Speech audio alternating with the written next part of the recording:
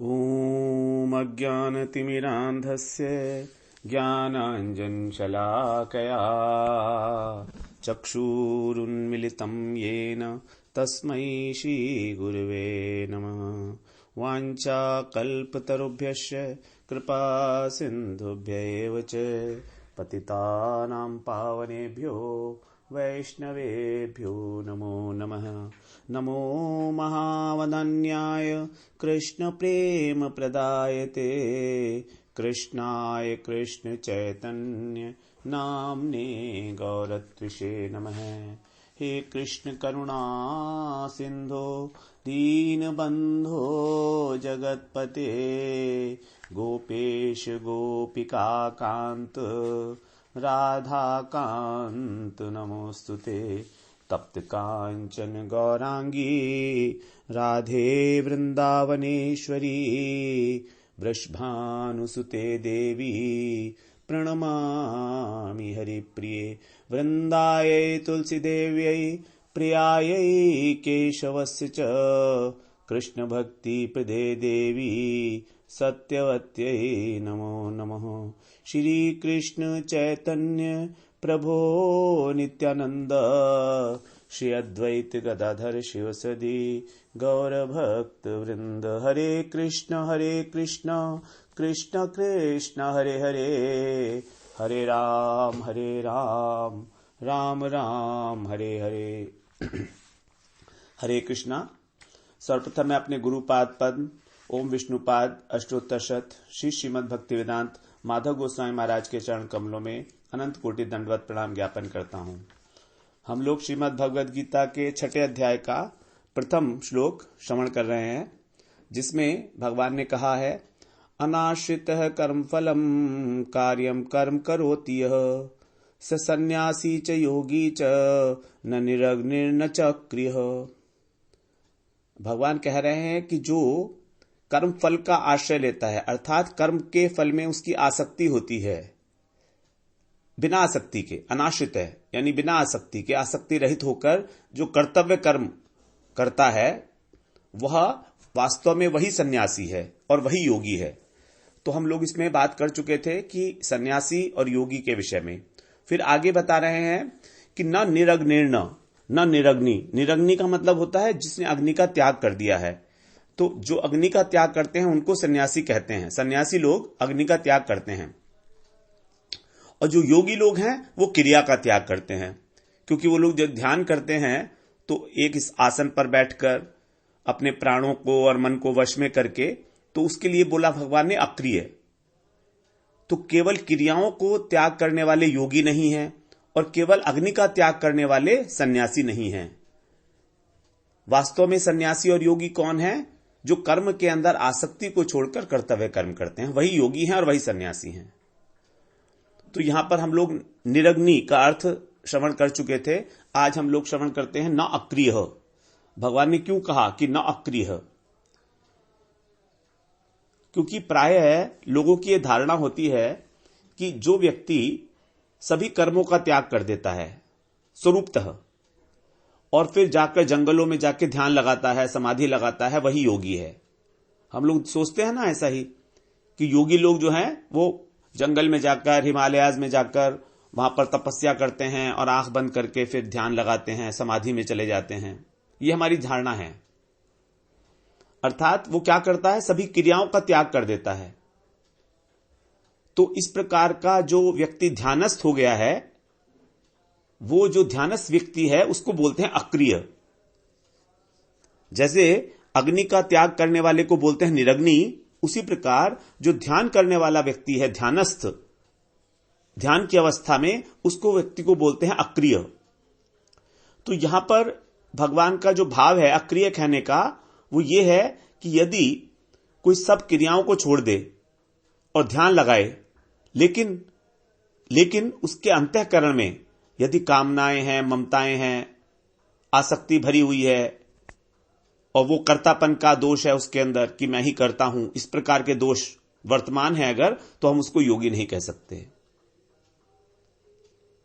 हम उसको योगी नहीं कह सकते, क्योंकि अभी तो उसके अंदर सब कुछ है, आसक्ति भी है, कामनाएं भी हैं और अहंकार भी है। क्योंकि उसने अभी तक केवल बाहरी क्रियाओं का त्याग किया है। जो शरीर के द्वारा, इंद्रियों के द्वारा जो क्रियाएं होती हैं उनका तो त्याग कर दिया है उसने, लेकिन जो अंतःकरण में उसके आसक्ति के कारण और कामनाओं के कारण जो काम क्रोध उत्पन्न हो रहे हैं उसका त्याग नहीं किया है उसने अभी। इसलिए वो योगी कहलाने लायक नहीं है। इसलिए भगवान ने कहा न अक्रिय। केवल ध्यान लगाने मात्र से हम किसी को योगी नहीं कह सकते। लेकिन आजकल हम लोग देखते हैं कि ऐसे बहुत सारे योगी हैं, योगी राज हैं, जिन लोगों में अनंत अनंत कामनाएं भरी हुई हैं। वो उनके लक्षण से, वो उनके आचरण से दिखाई दे रहा है, लेकिन उनको हम योगी बोलते हैं क्योंकि वो लोग ध्यान लगाते हैं। तो इसीलिए भगवान यहां पर सावधान कर रहे हैं कि हम लोगों को केवल जो ध्यान लगा लेता है उसको योगी कहने का कोई तात्पर्य नहीं है, जब तक उसके अंदर से उसके अंतःकरण के दोष समाप्त नहीं हो जाते। और अंतःकरण के दोष क्या हैं? अहंकार, काम, क्रोध, लोभ, मोह, मद, मात्सर्य। तो यही भगवान सावधान करने के लिए यहां पर कहे हैं कि नाशवान वस्तुओं का आश्रय त्याग किए बिना। नाशवान वस्तु कौन सी? इस संसार की सभी वस्तु नाशवान है, तो अनाश्रित है। नाशवान वस्तु का आश्रय को त्याग किए बिना, अर्थात उनमें अनासक्त हुए बिना, उनके अंदर जो हमारी आसक्ति है स्वाभाविक, उसका त्याग किए बिना, और हमारा जो मन है उसके साथ उन वस्तुओं को, संबंध को तोड़े बिना। क्योंकि आसक्ति जो है, ये हमारा मन, आसक्ति के कारण हमारा मन उस वस्तु के साथ संबंध जोड़ लेता है कि ये वस्तु मेरी है। अगर आसक्ति नहीं होगी तो हम ये नहीं कहेंगे कि ये वस्तु मेरी है। आसक्ति के कारण ही हमारा मन जो है उससे संबंध जोड़ लेता है। तो अगर हमने अपने मन को जोड़ा हुआ है पदार्थों से, व्यक्तियों से, किसी स्थान विशेष से, या किसी विचार विशेष से, या भाव विशेष से, और हमने उसके बाद यदि हमने अपनी चित्तवृत्ति का निरोध कर भी लिया, वास्तव में तो हुआ नहीं है चित्तवृत्ति निरोध, क्योंकि चित्तवृत्ति निरोध में तो मन का निरोध सबसे पहले होगा। लेकिन अगर ऐसा लग रहा है कि वो व्यक्ति ध्यान लगा रहा है, तो उसको हम योगी नहीं कह सकते। यदि हम चित्तवृत्ति का निरोध करते हैं, चित्तवृत्ति निरोध का मतलब क्या है? हमारा जो चित्त है उसमें जो चंचलता होती है, उसके अंदर जो अस्थिरता होती है, उसको रोकना, स्थिर करना। तो ये चित्तवृत्ति निरोध हमारा घटित हो जाता है अष्टांग योग की छठी अवस्था पर, अर्थात धारणा की अवस्था पर। यम, नियम, आसन, प्राणायाम, प्रत्याहार और धारणा, ये धारणा हमारी छठी स्टेज है अष्टांग योग की, ध्यान से पहले वाली स्टेज। अब इस धारणा की स्टेज पर ही चित्त की वृत्ति निरोध हो जाती है, मन का भी संयम हो जाता है यहां पर। क्योंकि धारणा का हम लोग पहले श्रवण कराए हैं, किसी एक वस्तु के ऊपर मन को एकाग्र कर लेना, उस वस्तु के एक पार्ट के ऊपर, एक अवयव के ऊपर। जैसे अगर भगवान का ध्यान कर रहे हैं, चतुर्भुज भगवान का ध्यान कर रहे हैं, तो भगवान के जो चरण कमल हैं उसके ऊपर अपना ध्यान एकाग्र कर लेना काफी समय तक, लंबे समय तक नहीं, बहुत ज्यादा समय तक भी नहीं। तो उसी स्टेज के ऊपर सिद्धियों की प्राप्ति होने लगती है, जो अष्ट सिद्धियां हैं, अणिमा, गरिमा, लघिमा, इस तरह की जो सिद्धियां हैं, 8 सिद्धियां, उनकी प्राप्ति धारणा स्टेज पर ही होने लगेगी। और अगर वो यहां पर रुक जाता है योगी, तो उसका कल्याण कैसे होगा? वो तो फिर संसार के चक्र में ही घूमता रहेगा। उसका भगवान के साथ, परमात्मा के साथ कभी योग नहीं हो सकता, फिर परमात्मा सायुज्य नहीं हो सकता उसका, क्योंकि वो तो धारणा के स्तर पर रुक गया है। तो वास्तविक योगी वही कहलाएगा जो इन सिद्धियों से अतिक्रमण करके धारणा का भी अतिक्रमण कर जाता है और आगे बढ़ता है। और भगवान ये कह रहे हैं कि चाहे वो अपने कर्तव्य कर्म को करता रहे, ये जरूरी नहीं है कि वो हमेशा ही ध्यान लगाए रहे। वो अपने कर्तव्य कर्म को भी कर रहा है, लेकिन उसमें आसक्ति नहीं है, उसके अंदर ना ही आसक्ति है और ना ही कर्तापन का भाव है। तो यहां पर यह बात बिल्कुल क्लियर की कि कर्म फल में आसक्ति का त्याग नहीं करके केवल अग्नि का त्याग करे वो सन्यासी नहीं है, और केवल बाहरी क्रियाओं का त्याग करे वो सच्चा योगी नहीं है। क्योंकि मनुष्य का जो बंधन है, इसका कारण है कर्म फल में आसक्ति, न कि अग्नि और न ही क्रिया। तो इस प्रकार हम लोगों ने यह श्लोक श्रवण किया। अब हम लोग इसी श्लोक को एक बार थोड़ा सा रिवाइज करते हैं, क्योंकि आज हमारा इसमें 5वां दिन है श्रवण करते करते, तो इसमें बहुत सारी बातें हुई हैं हमारी। एक बार हम उसको अपनी ध्यान में दोबारा से ले लें। जैसे भगवान ने पहले कहा कर्म फलम अनाश्रित, अनाश्रित है कर्म फलम, मतलब साधारण भाषा में कहें तो हमें कर्म के फल की ओर जो हमारी खिंचाव है, जो हम लपकते हैं उसके ऊपर, अट्रैक्ट होते हैं उसके ऊपर, वो अट्रैक्शन नहीं रहना चाहिए। कर्म का फल हमें मिले या ना मिले, इसमें ऐसा भाव होना चाहिए कि कर्म का फल मुझे मिलना ही चाहिए। यह हमें जिद नहीं रखनी है, यह आग्रह नहीं रखना है, और कर्म का फल ना मिले यह भी आग्रह नहीं रखना है, दोनों ही। तो हम लोगों को जनरली ऐसा अभ्यास है कि हम कर्म जो भी करते हैं उसके फल के ऊपर हमारी नजर रहती है पहले से ही, अर्थात हम उस फल के दास बन जाते हैं, गुलाम बन जाते हैं उस फल के। अनाश्रित का मतलब है कि हम कर्तव्य कर्म तो कर रहे हैं, लेकिन फल के भरोसे नहीं है। आश्रय लेने का मतलब है उसका भरोसा करना, उसकी इच्छा करना, उसका आग्रह करना। यहां पर भगवान ने यह नहीं कहा कि कर्म का फल मिले ही नहीं।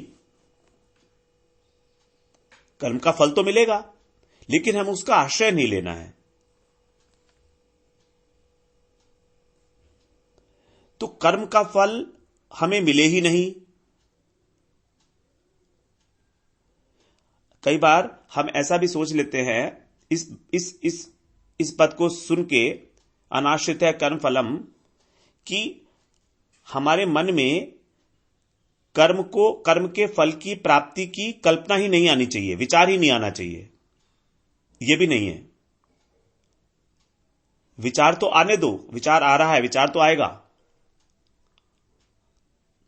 क्योंकि यह भी एक प्रकार की जिद हो जाएगी, फिर यह आग्रह हो जाएगा, यह जबरदस्ती का बात हो जाएगी। यदि कर्म के फल की विचार आ रहा है तो आने दो, होने दो उसको। फल मिलता है तो उसे मिलने दो। हमको केवल उसकी गुलामी नहीं करनी है। कर्म के फल की गुलामी करने का मतलब क्या है कि अगर हमको कर्म का फल नहीं मिला तो हमारा जीवन व्यर्थ हो जाएगा।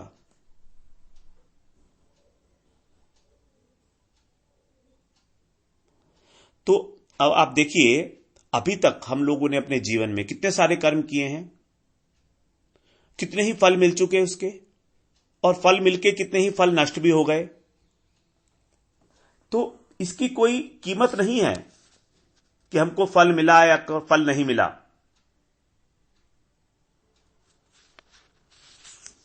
कीमत किसकी है? कीमत यह है कि हमको उसमें आग्रह नहीं रखना है, कर्म के फल में आग्रह नहीं रखना है, बस। अगर हम पहले से ऐसा विचार रख लेंगे कि हमको कर्म का फल नहीं ही चाहिए, हम कर्म के फल का आश्रय ही नहीं लेंगे, तो यह भी एक प्रकार का निगेटिवली ओरिएंटेड आग्रह हो गया हमारा। तो हमें कर्म के फल की पराधीनता को स्वीकार नहीं करना है।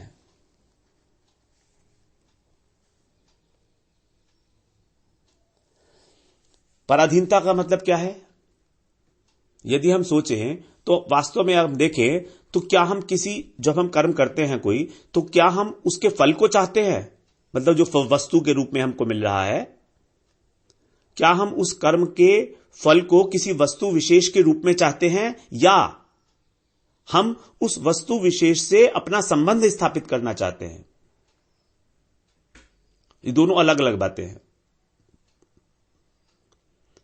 वस्तु को चाहना और वस्तु के साथ अपना संबंध स्थापित करना। जैसे यदि मेरे को कोई जमीन का टुकड़ा चाहिए या मकान चाहिए, तो जमीन का टुकड़ा तो हर जगह है और मकान भी हर जगह है। जमीन के टुकड़े तो हर जगह हैं, जमीन ही हर जगह है और मकान भी हर जगह बने हुए हैं, लेकिन मेरा उनके साथ संबंध नहीं है, अर्थात मेरा उनके साथ मेरापन नहीं है, इसीलिए हम दुखी हैं। हम लोग वस्तु के न होने के कारण दुखी नहीं हैं, बल्कि उस वस्तु के साथ मेरा संबंध नहीं है, मेरा अधिकार नहीं है, हम लोग इसलिए दुखी हैं। यह है हमारे दुख का कारण। तो हमारे अंदर जो किसी भी वस्तु से या किसी भी व्यक्ति से जो संबंध बनाने की आदत पड़ गई है, हमें संबंध बनाने की जो आदत पड़ गई है, यही है हमारे दुख का कारण। तो ये जो हमारी जीवन में यही जो दुख का, यही जो है संबंध बनाने की आदत ही हमारे बंधन की सृष्टि कर रही है। हमारा बंधन यही है, हम अटकते हैं यहीं पर ही।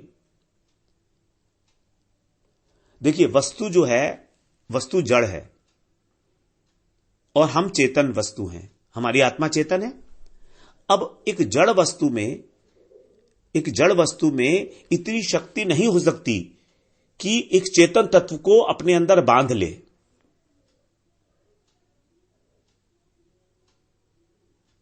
किसी भी जड़ वस्तु में संसार की इतनी शक्ति नहीं हो सकती कि वो चेतन तत्व को बांध ले, क्योंकि वस्तु जड़ है। लेकिन हमने उसके साथ, उस वस्तु के साथ जो अपना संबंध मान लिया है, संबंध का मतलब क्या है? संबंध, सम्यक रूपेण बंधन, यानी अच्छी प्रकार से। तो ये जो बंधन है, यानी ये जो जंजीर है, ये जो रस्सी है, ये संबंध हम मानते हैं मन से, ये वास्तव में है नहीं।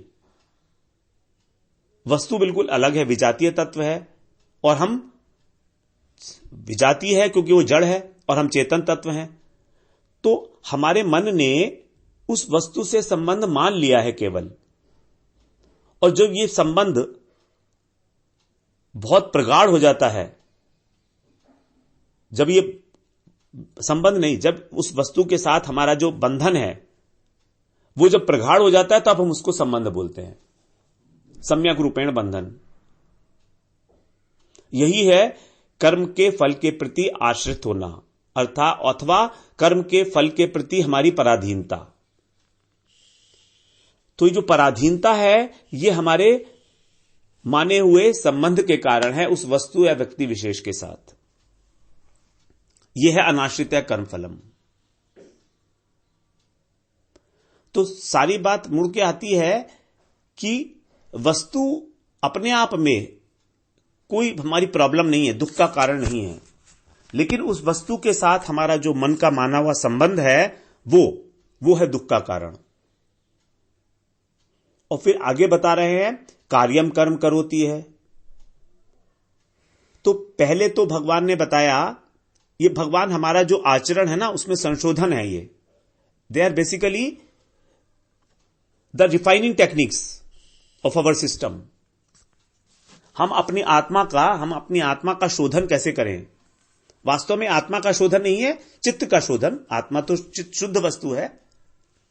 हमारा जो मन और हमारा जो चित्त ये कलुषित है, इसको हम कैसे सफाई करें, इसकी, यह है भगवान का उद्देश्य। तो पहला भगवान ने टेक्निक बताई कि उसके साथ, मन के साथ संबंध मत मानो उस वस्तु के साथ। अब दूसरी टेक्निक बता रहे हैं भगवान यहां पर, यह दूसरा संशोधन है। यह बता रहे हैं, पहला था हमारा फल विषयक संबोधन। कर्म के बाद जो फल मिलता है, तो पहला संबोधन था कर्म फल फल विषयक संशोधन। अब दूसरा संशोधन बता रहे हैं भगवान कर्म विषयक संशोधन। कार्यम कर्म करोति है। ये दो प्रकार के संशोधन भगवान ने बताए पहले। अभी तीसरा भी है एक और, उस पर आगे बात करेंगे हम। अर्थात जो हमको कर्म कर्तव्य कर्म है वही करना चाहिए। अर्थात हमको सब प्रकार के कर्मों की करने की स्वतंत्रता नहीं दे रहे हैं भगवान, केवल शास्त्र विहित कर्म। जो कर्म शास्त्रों ने हमारे वर्ण और आश्रम के अनुसार निर्धारित किए हैं वही कर्म, जो कर्म हमारे लिए करने योग्य हैं, उचित हैं, वही कर्म, जो कर्म हमारे लिए हितकारी है, चाहे वो रुचिकर ना हो और रुचिकर होते भी नहीं है। अगर हमारा माइंडसेट वैसा नहीं है तो हमको शास्त्रों की आज्ञा को पालन करना बहुत रुचिकर नहीं लगेगा, लेकिन करना पड़ेगा।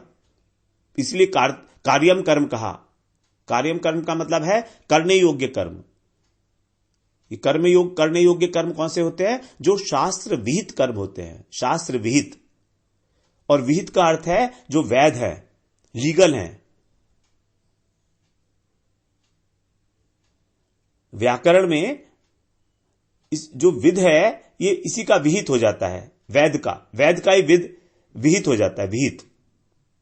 तो जो विधि के द्वारा हमारे लिए निर्धारित किए गए हैं वर्णाश्रम धर्म के अनुसार, जिससे हमारी पुरुषार्थ की सिद्धि होगी, यह हुआ दूसरा संशोधन, कर्म विषयक संशोधन। अब भगवान तीसरा संशोधन कर रहे हैं यहां पर, वो है भाव विषयक संशोधन, कि किस भाव से कर्म करें। पहला हो गया फल विषयक संशोधन, फिर हो गया कर्म विषयक संशोधन, और फिर भाव विषयक संशोधन। यह भगवान एक प्रोसीजर बता रहे हैं हमको चित्त शुद्धि की। कर्मयोग, ये कर्मयोग ही है। तो कर्म करना कैसे है, किस भाव से करना? निष्काम भाव से, कर्तव्य बुद्धि से। और निष्काम कर्म दो प्रकार के भाव से किया जाता है। एक तो है अपने अंतःकरण की शुद्धि के लिए, ये होता है ज्ञानियों के द्वारा। ज्ञानी लोगों का उद्देश्य होता है कि मेरी अंतःकरण की शुद्धि हो जाए, जिसमें मैं ज्ञान को धारण कर सकूं और तब ब्रह्म सायुज्य, परमात्म सायुज्य की प्राप्ति कर सकूं। दूसरा भाव है भगवान की प्रसन्नता के लिए। ये दो भाव हैं। जब भगवान की प्रसन्नता के लिए किया जाएगा तो अंतःकरण तो शुद्ध होगा ही होगा, साथ में हमारा भगवत अर्पण भी हो गया, हमको करना भी नहीं पड़ रहा है अलग से काम। तो वास्तव में जो भगवत अर्पित निष्काम कर्म है, अर्थात जो कर्म योग है, यह हमको भक्ति की ओर जाने की प्रेरणा करेगा और हमारी जो 4 प्रकार की आसक्ति देखी जाती है उसका नाश करेगा। तो 3 प्रकार के संशोधन, और तीसरे प्रकार के संशोधन से, इन तीनों संशोधनों से हमारी जो 4 प्रकार की आसक्तियां हैं वो नाश हो जाएंगी। पहले है कर्म में आसक्ति, दूसरी है कर्म के फल में आसक्ति है, तीसरी है कर्तापन के भाव में आसक्ति कि मैं करता हूं, और चौथी है, वो अत्यंत इंपॉर्टेंट है, चौथी है अकर्तापन के अंदर आसक्ति, जिसके बारे में भगवान ने दूसरे अध्याय के 47वें श्लोक में ही हमको सावधान कर दिया था। मां ते संगो अस्तु अकर्मणि, कि तेरी अकर्म में अर्थात अकर्मण्यता में आसक्ति नहीं होनी चाहिए। यही है अकृतत्वासक्ति, अकृतत्व आसक्ति। एक तो हो गई कृतत्व आसक्ति, एक हो गई अकृतत्व आसक्ति। क्योंकि भगवान को इस प्रकार की अकर्मण्यता अर्थात किसी कर्म को ना करना आलस्य के कारण, प्रमाद के कारण, बिल्कुल भगवान को यह पसंद नहीं है। उसी के लिए भगवान ने यहां पर सावधान किया, न च अक्रिय। लास्ट में जो भगवान ने बताया, न च अक्रिय, अक्रियता को प्राप्त ना हो। क्योंकि योग साधना में जो अब आगे हम श्रवण करने वाले हैं 6ठे अध्याय में, आत्मसंयम योग में, इसके अंदर साधक जब साधना में बैठता है आंखें बंद करके, तो अकर्मण्यता की संभावना रहती है,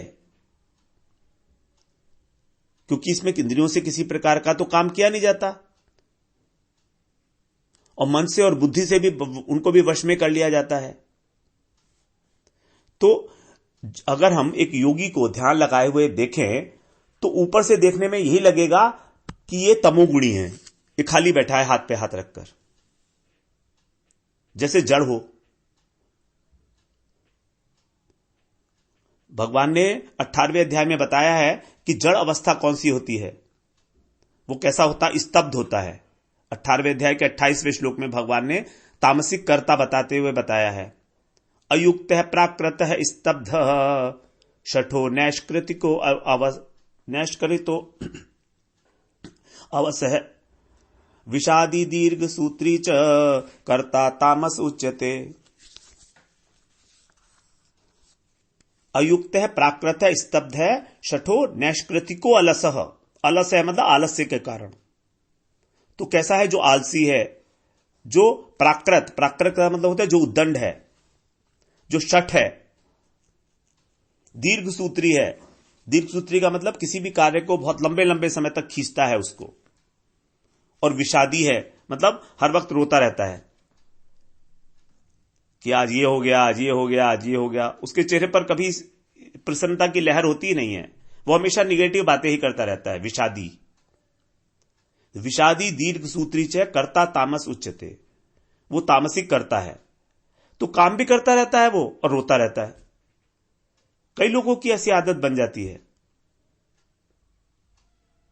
अगर कुछ नहीं तो जो सिस्टम है हमारा, समाज का जो भी सिस्टम है, ऑफिस का जो सिस्टम है, घर का जो सिस्टम है, उसी के अंदर कंप्लेन करता रहता है कि मेरी बात तो कोई सुनता ही नहीं है, मेरी बात तो कोई सुनता ही नहीं है। कंप्लेन करता रहता है कि देखो ये सब कुछ कितना गलत हो रहा है। अरे भाई, जब वो तुम कुछ कर नहीं सकते उस विषय में, तो उस विषय में रोने का क्या फायदा है। इसलिए हमको इस भाव से भी बचना चाहिए, अकर्मण्यता के भाव से, क्योंकि अकर्मण्यता का भाव आने की संभावना अक्रिय के अंदर अर्थात योगी की अवस्था में आने की संभावना रहती है।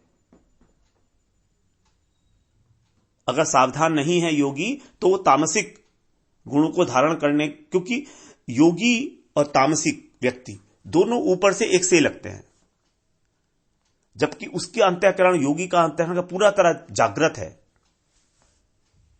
वो ध्यान की उच्च अवस्था में पहुंच चुका है।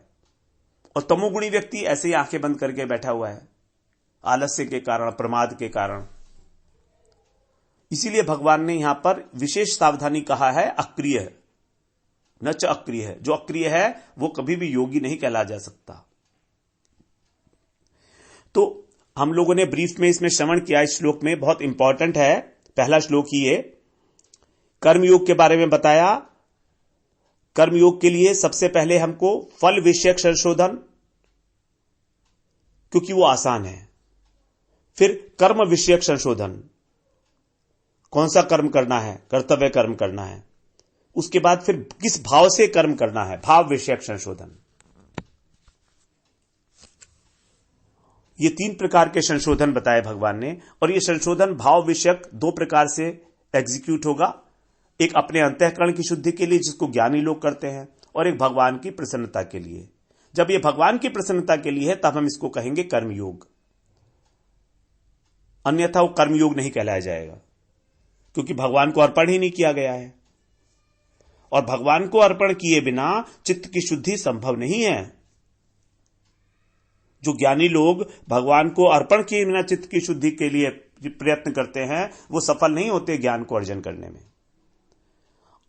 तो इससे हमारी 4 प्रकार की आसक्ति नष्ट होगी। कर्म में आसक्ति, कर्म के फल में आसक्ति, कृतत्व में आसक्ति और अकृतत्व में आसक्ति। तो आज हम लोगों ने ये 6ठे अध्याय का पहला श्लोक पूरा किया। कल को फिर हम लोग दूसरे श्लोक में इसमें प्रवेश करेंगे। वांछा कल्पतरुभ्यश्च कृपा सिंधुभ्य एव च पतितानां पावनेभ्यो वैष्णवेभ्यो नमो नमः।